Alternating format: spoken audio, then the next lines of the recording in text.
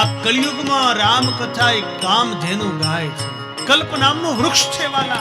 કામધેનુ ગાયના નીચે બેઠા બેઠા તમે કલ્પના કરો ને તો બધી વસ્તુ આવે ભાઈ. દૂધ માગો તો દૂધ આવે, દૂધ પાક માગો દૂધ પાક આવે. કલ્પ વૃક્ષના છાયા નીચે વ્યક્તિ બેઠો બેઠો જે પણ કલ્પના કરે એ બધી વસ્તુઓ આવે.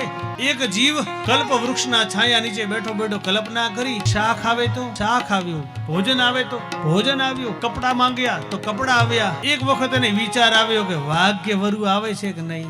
એ વાલા માગતા આવડવું જોઈએ. કલ્પ વૃક્ષના છાયા નીચે માણા બેઠો બેઠો એમ કે પૈસા આવે તો મરી જાઓ ને વાલા, આના કરતા અહીં પૈસા મંગાય. કલ્પ વૃક્ષના છાયા નીચે બેઠો બેઠો જીવ કલ્પના ભગવાનની કરવી જોઈએ. એ જીવે જો એમ માંગ્યું હોત આજ રામ આવે તો, આજ હનુમાન આવે તો આવત કે ના આવત. એ કલ્પ વૃક્ષના છાયા નીચે બેઠેલા જીવે કહ્યું આજ વાઘ આવે તો વરુ આવે તો. આયો વાઘ અને વરુ આવી, એને ખાઈ ગયા. ભગવાને કહ્યું મૂર્ખ, તને કલ્પ વૃક્ષનો છાયો મળ્યો, તને માગતા ના આવડ્યું. આ કલ્પ વૃક્ષના છાયા નીચે બેઠા છો અને બેઠા બેઠા તમે એવી પ્રાર્થના કરો મને માયા મળે તો. આ માયા કોણ છે? વાઘ અને વરુ છે વાલા. ખાય માયા કોઈને ના છોડે, પીછો ન છોડે અને માયા માગી રહ્યા છો. અહીં તો મંગાવે મારો હનુમાન આવે તો, મારો રામ આવે તો, મારો કૃષ્ણ આવે તો, મારો હરિ આવે તો.